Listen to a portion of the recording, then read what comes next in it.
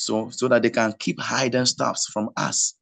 And if you want to open up things to the ordinary Ghanaian, it's the cost and everything is at your peril. We will continue with the conversation, and you'll have the opportunity to ask our prominent guest that is coming tonight. So as far as you and I is concerned, it's just a panel discussion, so we can keep going till tomorrow. We are building out the vim for tomorrow. You said the energy is there. We want to add more to it. So yes, we're privileged to have with us tonight one royalty, okay, and that will be in the person of Manye, Dr. Naa Tsotsoo Soyoo, the first. And as you can see, she's on screen with us.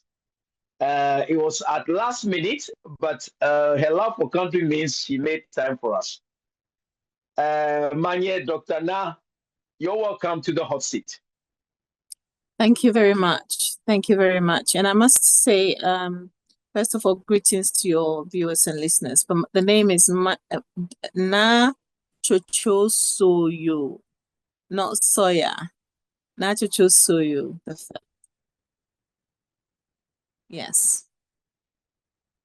Do you want to give us an insight to what it means, please? I mean, for the benefit of our viewers. Soyoo simply means Thursday woman, and one would think it's because I'm born on Thursday. No, it's a stool name, and it also means a strong woman, a warrior lady. So I have to be careful tonight. I'm dealing with a strong woman. Indeed. Thank you very much, Your Royalty. Thank you for making time to be with us tonight. On the panel as well, we have Kofi Asante, a journalist and the president of UPDN, and yourself, as we look into Ghana going to the polls tomorrow. We think it will be very important to have your voice adding up to what is going on, even though they said the royals should not be in active politics. I don't think you being here tonight is active politics. Thank you for your time. So, viewers, we have, I'll re-mention the name correctly, Manye, Dr. Naa Tsotsoo Soyoo, the first. Soyoo. I'm not sure where I got the A from. So I wrote it with the A. So it's Soyoo, yes, the first. Yes. Queen Mother of Jamestown, Accra, Queen Mother Ghana. from Jamestown, yes. From Jamestown, Accra, Ghana. Thank you. So I'll start with the most, I will not call it interesting, the most historic thing that has happened just a couple of, about a month ago, when you hosted the Homowo in the United Kingdom. Yes. Tell us a little bit about it. We have a few questions we'd like to ask, but from your seat, why the Homowo in UK and the significance of it? Homowo in itself, as most people know, maybe some may not know, it's a celebration of a harvest and and triumph over adversity. Particularly, we're told during the Exodus from Egypt, on the way to our present location, we experienced some famine and hunger, and we prayed. And in the course of prayer, we found grain. And with the grain, we prepared what we know today as pikli. So we use unfermented corn to prepare this meal very naturally with palm oil. And that was in celebration of the end of this period of extreme hunger. And so we commemorate this festival so that we don't forget where we came from, but more importantly, to remember that we are a resilient people, and at every opportunity to let our people know that no matter how or where you find yourself in adversity, you have the ability to triumph. Why did we celebrate it in the UK? I'm a firm believer that if you are a queen, a king, if you are a Ghanaian, You don't change your identity simply because you reside in another country.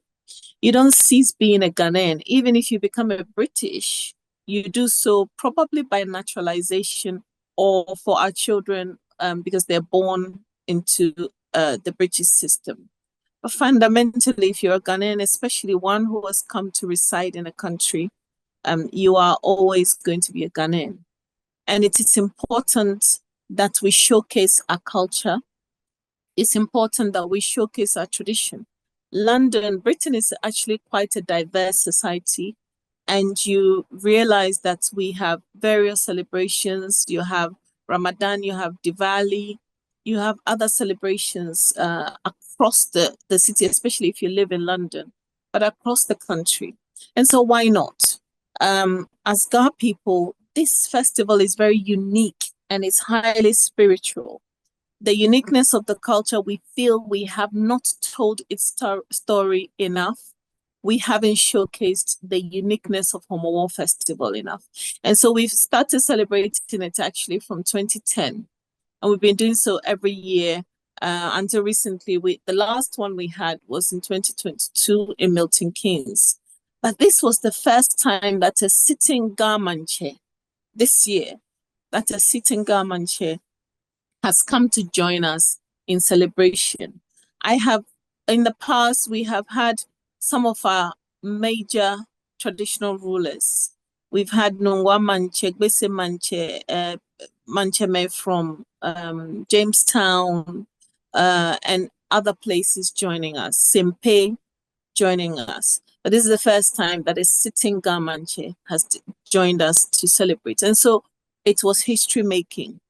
The visit was not just about Homowo, it was about other things as well. So we're very privileged that His Majesty agreed to join us. And we're proud to have showcased our culture to the world.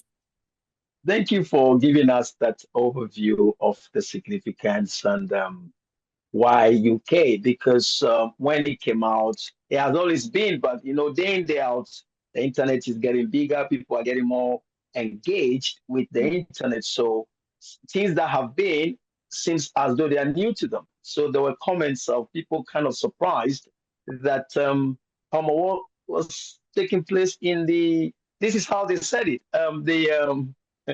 the oppressor's country. Why should there be Homowo celebrated in the oppressor's land? And the king being there as well. So I thought you would be the best person to speak to them, to make them understand why it's UK and why the king was here. I would like to comment on this word oppressor. If we take on that mentality, then we can never celebrate ourselves wherever we are. We will not be able to wear our traditional attire, eat our food, and so on and so forth. Because why should we do anything that's uniquely traditional or cultural or unique to us in any foreign land? And then why should we live anywhere? Because by that kind of mentality, we should not even be living in the UK in the first place. But the world has become globalized. We live in a globalized society. When people will travel abroad, white people come to Africa to stay, to work, to trade. Africans and Black people go to different parts of the world to study, to work, to trade, and to reside, and to grow families. This is the nature of humanity, where we want a world where we can go to different places, reside there, and maintain a culture. Also, when I hear that argument, it makes me sad, because if you're going to look at it from a colonial perspective, then one can argue that where you feel you've lost your identity, it is in that very space that you must begin to showcase your identity, your culture, your heritage, to maintain who you are and to teach and educate people about who you are. So we cannot be in Britain and assume a wholly British identity and only celebrate British cultural festivals. We can showcase people in Britain we can show people in Britain who we really are through our culture, our heritage, and our traditions. Much. And before we go to some, I think we need to capture this whole conversation on the Homowo in UK, yourself, in a more exclusive setting. Yes. Because tomorrow is drawing on us, so we want to take you there a little bit. But before we go there, you did mention that Homowo was not the only reason. There were other important things. This is something you would like to just throw an overview of any bilateral agreements or settings that the king being here has established that will benefit Ghana. If you know anything about His Majesty, you know the Gamanche King Takite Kuchuru II. You know that he's somebody who has a diversity mindset. He's somebody who embraces everyone. He's king of the left, the right, the center, the front, and the back. So in that vein, when he arrived in the UK, it was with a purpose to embrace different people from different communities. One of the key things we did was to engage the Muslim community in the form of the Ahmadiyya community. Now, if you notice in Accra specifically, in Ghana, but also in Accra and I think in Kumasi, the Ahmadiyya community is very strong. It's very, very strong. They brought a lot of development in terms of education, in terms of humanitarian work, philanthropic works, etc., to Ghana as a whole. And so he engaged by paying a courtesy call on the leadership of the Ahmadiyya community. It was a very good engagement. And the outcome of that we will announce at some point very soon. I don't want to get ahead of myself and say too much at this point, but there are very good outcomes as a result of that visit. The other thing he did was he engaged from a UK political perspective. He was at the UK House of Commons to meet a cross-section of the Ghanaian and African community. And it was at the seat of UK government. So he was hosted to a reception by MP Belra Beradi, and we hosted him to this reception so he could engage with a cross-section of the Ghanaian community. And that was a very, very good thing as well, because people who had only probably seen him on screen were able to get up close and personal, engage with him, and hear from the horse's own mouth what his agenda is and his vision is for Ghana and Ghana as a whole. And then he went to from an education perspective, His Majesty went to Cambridge University, and there also he was able to establish a collaborative relationship between KNUST, where his father was Dean of Architecture for over 30 years. And so we went to the architectural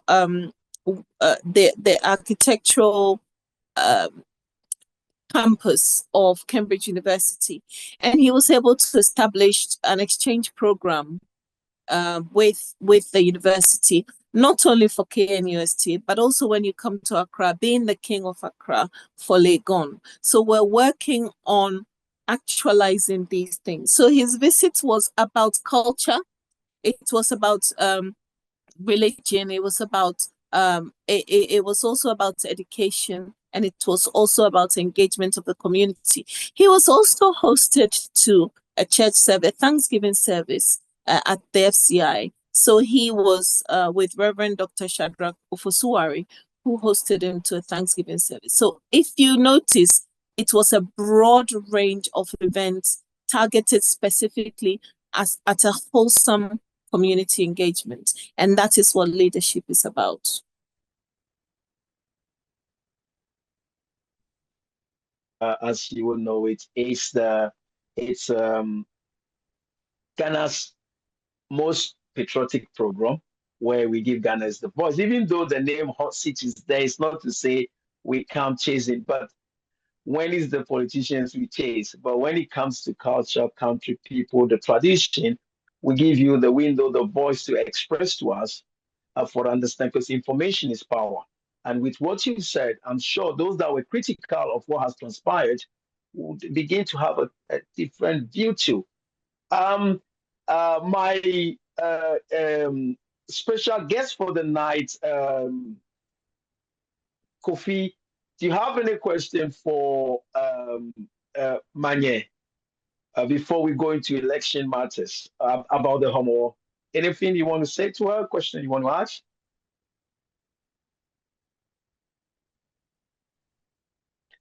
Kofi's screen is frozen. We hope he comes back. When he comes back, we hopefully he would say if there's something he wants to say.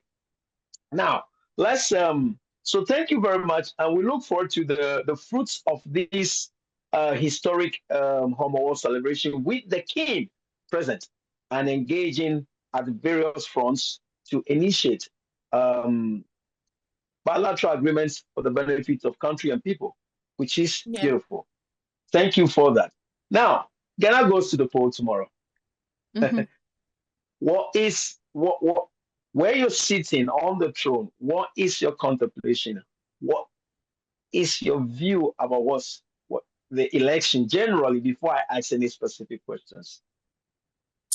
My view about any election is it's a democratic process.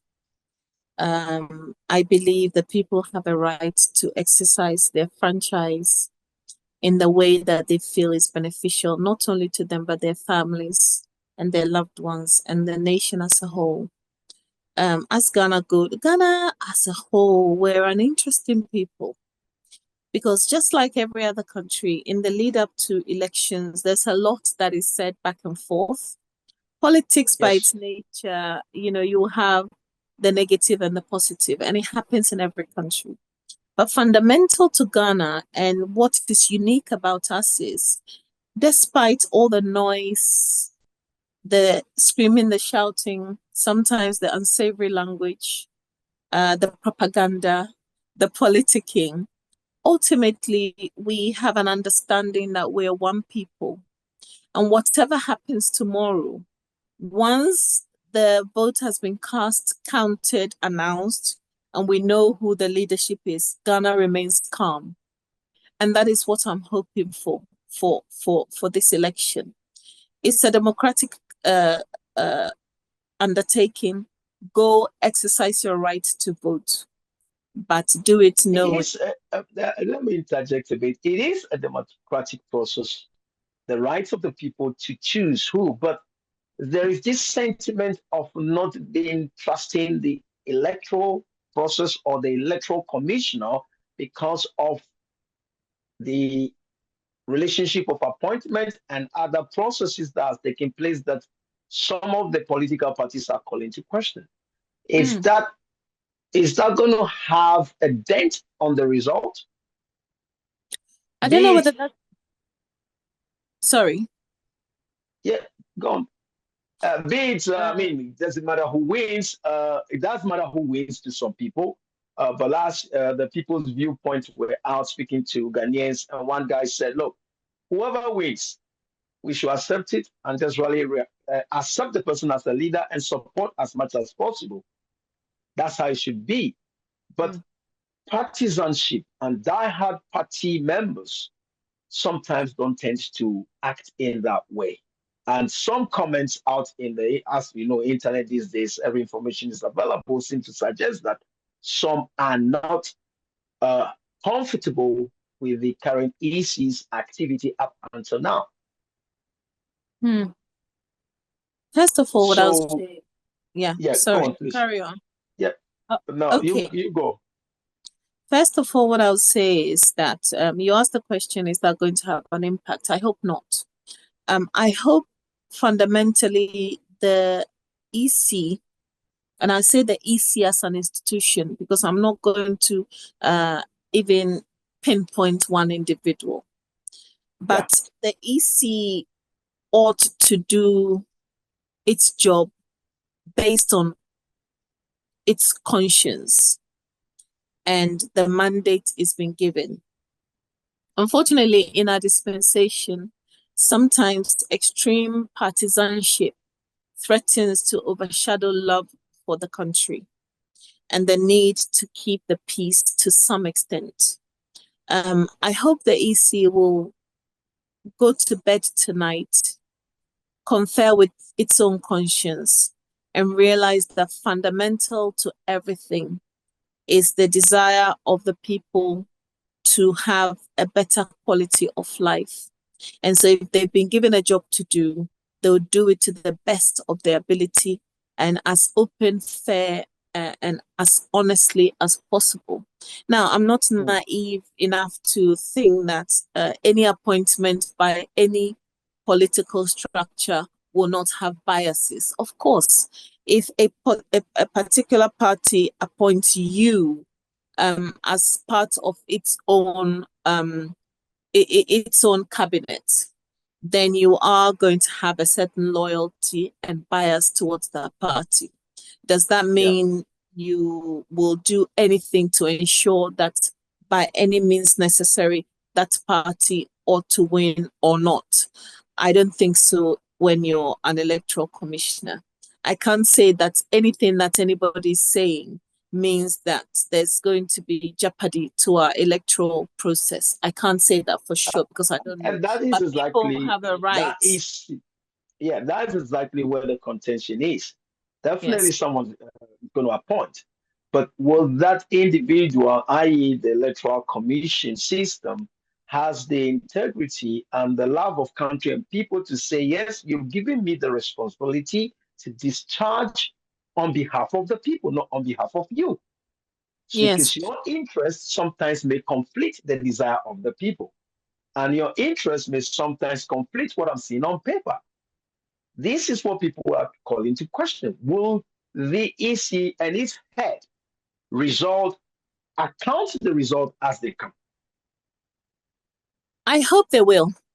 I hope they will. That's the desire of every Ghanaian. Because, That's the hope.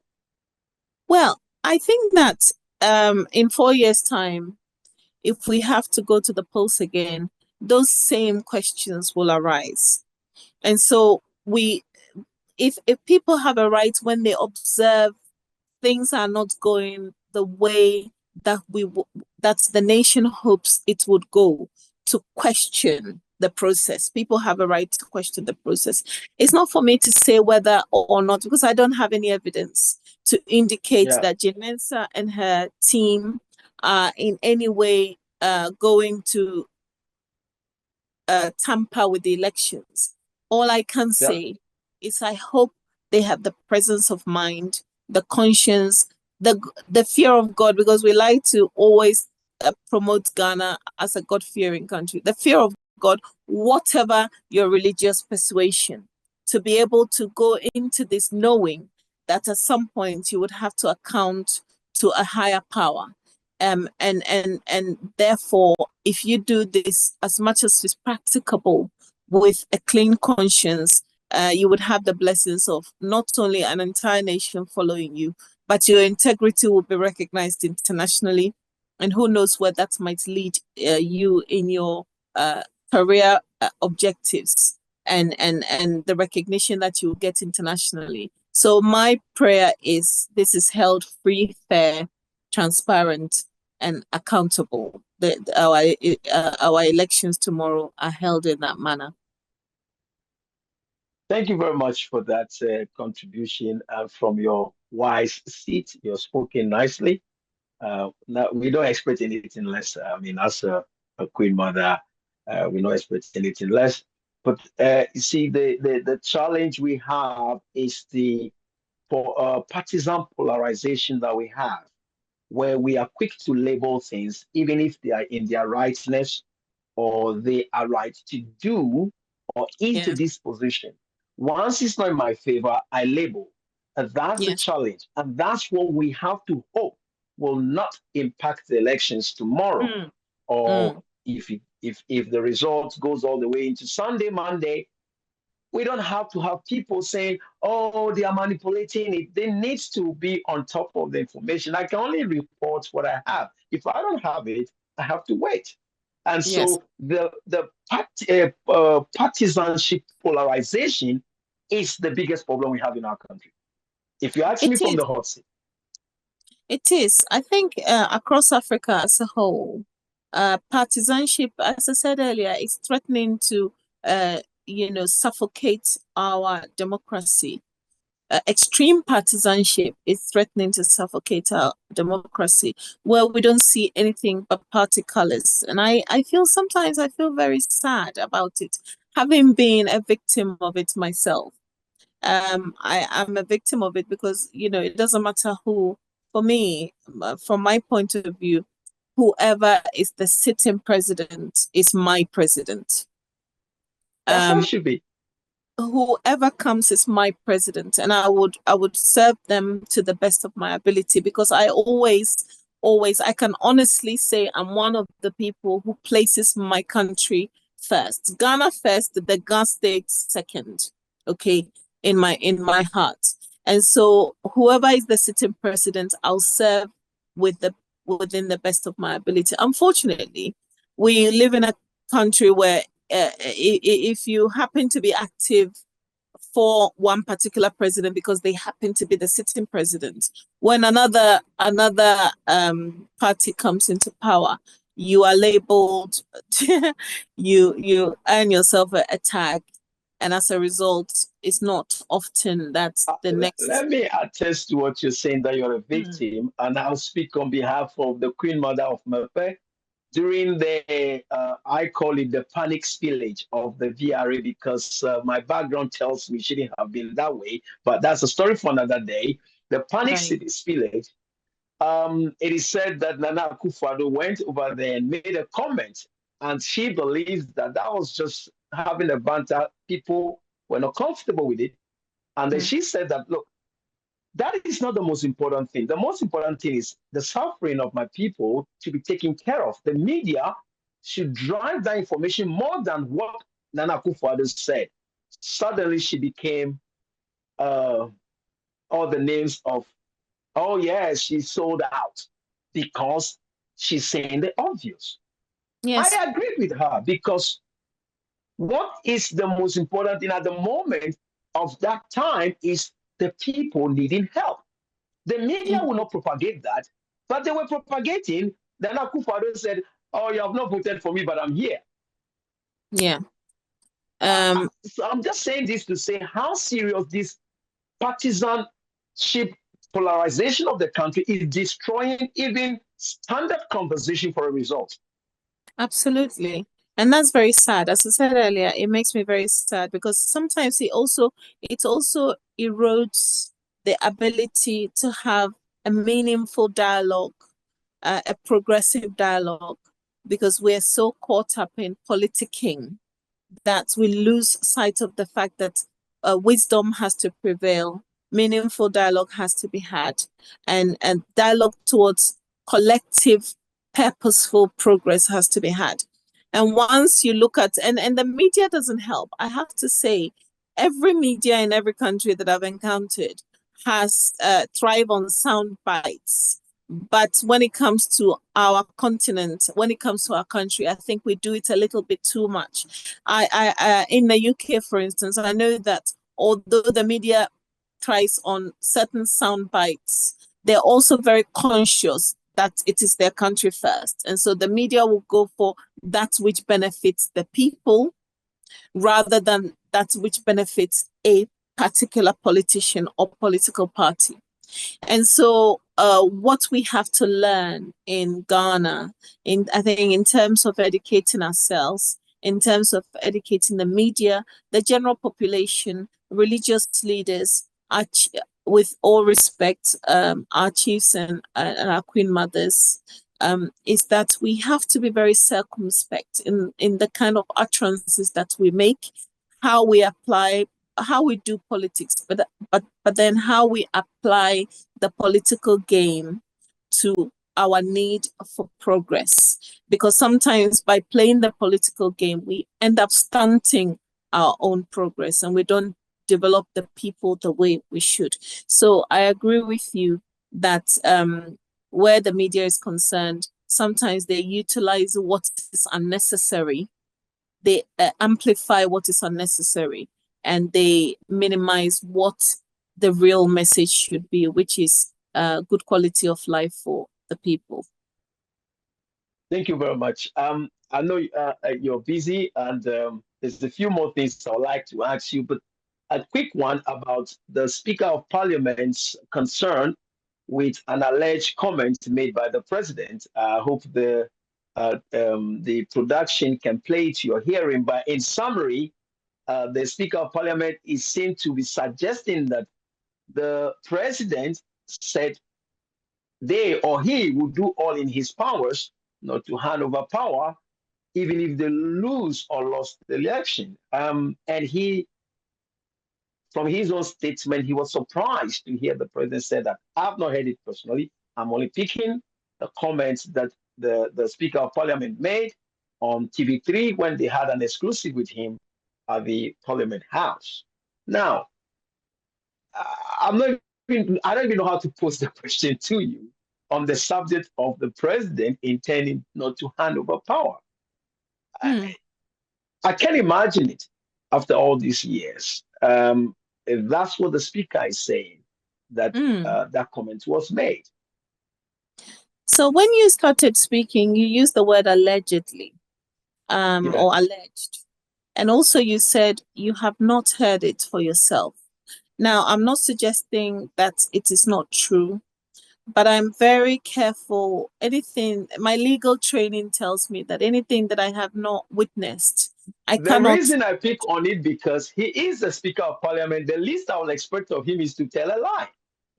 Well, absolutely. Absolutely. And that's why I'm saying I'm not suggesting it's not true. I'm sure he has very, very good grounds for making that comment. And if it is true, then I agree with him, of course. I don't think I will be very, very surprised because we know His Excellency the President. I'm of the view it could be a statement made taken out of context or not, but it the could Speaker be. of Parliament is an intelligent, smart man. I don't see how he would take a comment out of context. I would suggest two things. I would suggest two things. First of all, yes. if that comment was said or that comment was made, I suggest that the evidence is brought out. But also, if it was made, I find it highly unfortunate. And I will be surprised because I know His Excellency the President is a lawyer. He understands the law. He understands human rights law. And I don't think from that perspective, I will be highly surprised that even from a human rights perspective, such a highly regarded human rights lawyer would make a statement that in effect will be depriving the population of their right. The production will play to the hearing of ourselves and our viewers.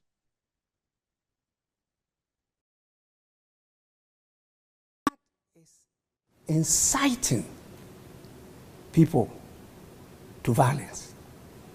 Okay. That even if we lost the election, we will not hand over. We will do all we can to hold on to power. That is unacceptable. I was really shocked to hear that because His Excellency the President knows that the power he's holding is not his. It's for the people, particularly the voters. And the people voted and gave him that power.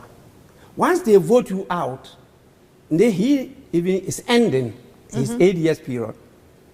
At the 6th of January 2025, His Excellency Nana Addo Dankwa Akufo-Addo has no such power.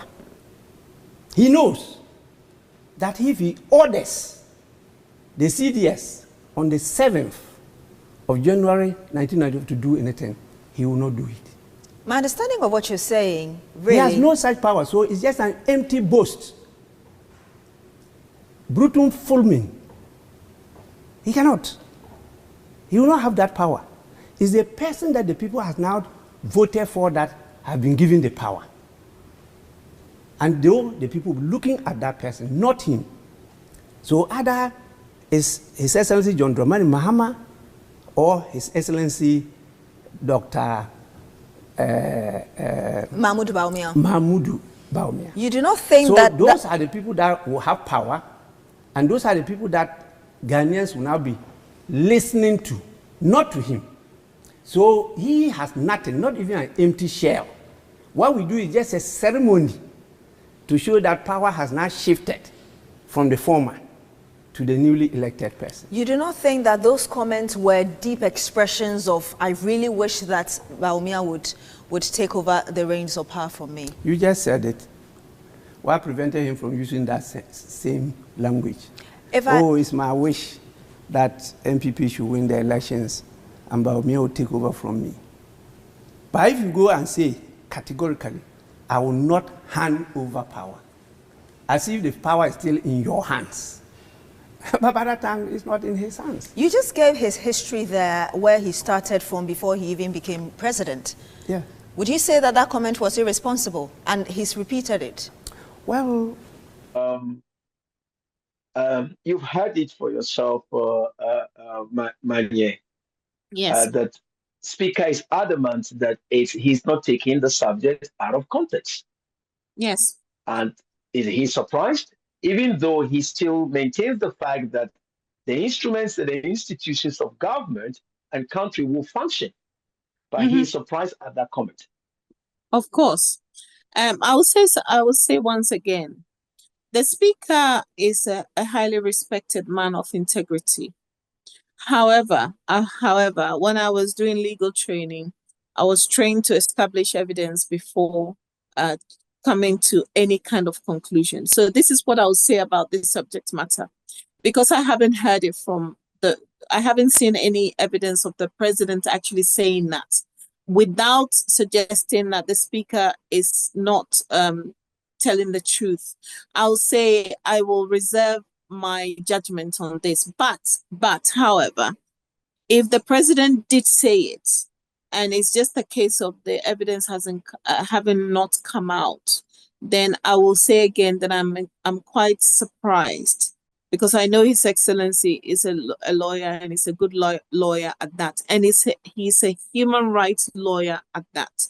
So I would expect him to be more circumspect and know that the Constitution doesn't allow that, and also the law doesn't allow it. So it would be unfortunate for a sitting president to make that kind of statement. But again, I have not heard it from us. I did some research actually to see if I could find this statement in a video clip or anywhere else. But apart from the assertion from the Speaker of the House, I found no evidence. So I can't say for a fact that I've heard it for myself. Same here. I mean, to be honest, I did the same. When I heard him, I went searching, where can I find this statement from him directly? But yes, it's only other captions from other media houses that is not similar to what he's saying. They were saying something different, but from what he's saying, which is serious, I didn't find it anywhere. Exactly, and this is why I'm very careful to not jump to the ultimate conclusion that is what the president has said. I would like to think that he knows. But it is difficult also not to be moved by the person saying this, because he is he's second to the president. So apart from the vice president, he is in a very high position as a speaker. So for him to think this through, or what it is he has seen, given, heard, to actually openly say it on television, it's difficult for me to say it didn't happen. I can't judge, just like you're saying. Oh, no. I'm not saying. No, it concerns me that it's a very tough subject. I'm reluctant to say it didn't happen, but I'm also reluctant to say it did, because simply because I haven't witnessed it. Now, like I said, Mr. Gbagben is a man who's highly respected and a man of integrity, I'd like to think. But what I have not witnessed with my own eyes, I cannot then turn around and say it is so. So what I would suggest is to lay this matter to rest, is to suggest to Mr. if there is any evidence of the president making this kind of statement, that evidence should be produced. Also, if the president did make this kind of statement, I'll repeat for the third time that I'll be very surprised, and knowing that he's a lawyer and knowing that that will be a breach of the fundamental rights of the people to not hand over power when the people have exercised their franchise and determined who they want their leader to be.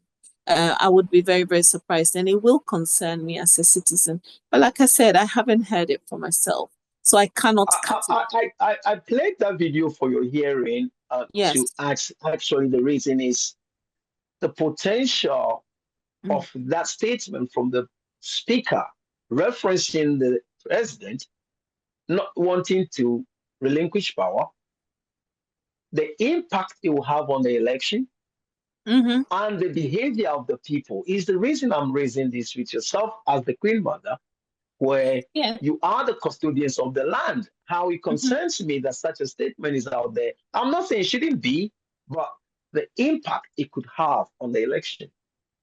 You see, if that statement is out there and people are deprived of their ability to exercise their franchise, or having exercised their franchise, they're deprived of the outcome of it.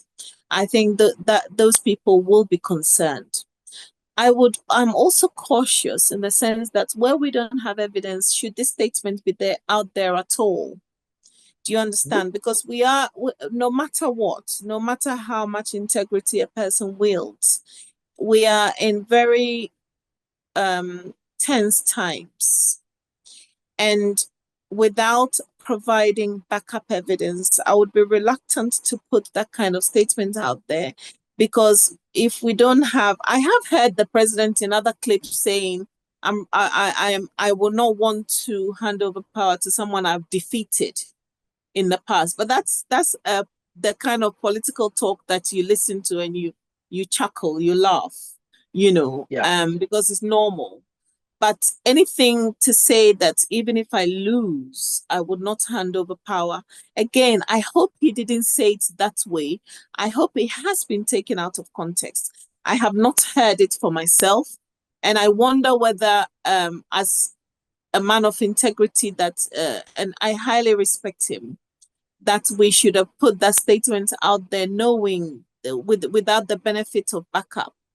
Does it help us? And yes, it is right for people to be concerned, but I wouldn't, ultimately for me, I want a country where my relatives, myself, my friends, my loved ones would walk knowing that there is no conflict, where one individual, one Ghanaian is picking up a stone against another. And so anything that will cause inflammation, whether it's from the president or from the Speaker of the House, I would be very reluctant to put out in the public domain. Thank you very much for that. It's yes, it is. It's concerning, but as you said, likewise, the hot seat, we can't draw judgment or conclusion on the subject, but it just raises the eyebrows of the impact it could have on the tomorrow's polls. Yeah. But we pray and hope the Ghanaians can see between the lines, and as some say, vote, go home, sit down, watch, drink tea and coffee, or eat Cheeto. Mm-hmm. That's and then when it's time to count the elections, you go back there. But I don't want to keep you too much. I mean, I'm enjoying the conversation with yourself, but in your final words from your seat of authority as the Manye, uh, your admonition for Ghanaians, the leaders, everybody, the security agents, as we go into the elections tomorrow, the behavior as the uh, uh, uh, as a queen mother, you will expect from your people to act. I mean, not only Jamestown, no, the whole Ghana. The whole Ghana. I would echo something that His Majesty the Government just said. He said, let's respect our democracy. Let's do this with dignity. Let's uphold the dignity of the nation. And then let's do this with love for one another. Now, and that is not being, I don't think by saying that I'm being naive. as a human being, we all want the best for ourselves, our families, our loved ones, and I hope the nation. But if we only look at what we will benefit for ourselves and our immediate family or our loved ones, and we disregard what the benefit to the country as a whole is, sooner or later we will not have a country that we can call our own, because we've seen it elsewhere where politics and religion to some extent have created a situation where people have killed each other to the point where the country had been destroyed and they had to rebuild from the beginning. What I'll say to everybody in Ghana is, you see, politicians will come and go, politics will come and go. Sometimes it's interesting, sometimes it's dangerous, and sometimes it is downright scary. When you go to vote tomorrow, exercise your right to vote. I don't care who you choose to vote for. Whoever you choose to vote for, please know that at the end of the day, you have to come back and you are still a Ghanaian. Yes, we're nowhere near where we should be after successive governments. But you and I have a responsibility to participate in the democratic process towards progress, not regression. And if you go out there and you do anything contrary to the peaceful nature that we are known for, what will happen is you will regress the nation several years. And maybe in our lifetime, you and I may not be able to recover. So please go and vote. Exercise your right. Think of what is beneficial to the country as a whole, not what some politician has given you. I say to the youth especially that sometimes the politicians use you to do their dirty work. And I'm not going to mince words when it comes to that. Listen, if it is the money that is attractive to you, take the money by all means. Go and get your kenke, your fufu, your bankwen tilapia, your jollof rice, your wache, your tuozafi. Go and get it. Eat it. Get a drink of water or whatever your choice of beverage is. Drink it on top and still go and vote with your conscience. Come home and sleep. I'm not going to encourage anybody and say, well, don't take the money. Take it because the politicians want to give it to you. Somebody said that, oh, if you take the money and they go and curse you, nothing's going to happen to you. Nothing's going to happen. From a spiritual perspective, a curse put out there on the basis of evil intention doesn't work. It bounces back.